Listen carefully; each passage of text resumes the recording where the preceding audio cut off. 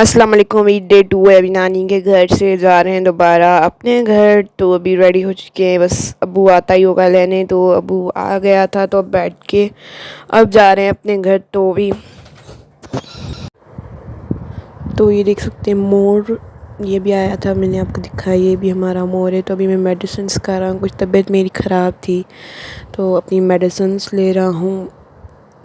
अस्सलाम वालेकुम, welcome back other new vlog. उम्मीद आप सब लोग ठीक होंगे। बहुत दिनों के बाद व्लॉग शुरू हुआ है, इसलिए ईद पे ज़रा कुछ नहीं बनाया और कुछ टाइटल भी नहीं मिल रहा था, कुछ थंबनेल भी नहीं मिल रहा था। तो आज व्लॉग शुरू किया है दोबारा।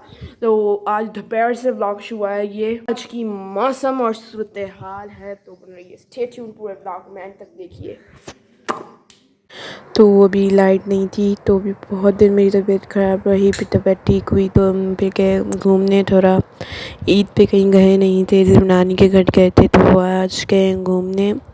और तो न्यू ईयर ब्लॉग में ब्लॉग अच्छा लगे तो लाइक शेयर करना मत भूलिएगा, प्लीज़ प्लीज़। मेरे चैनल को भी सब्सक्राइब कर दीजिए।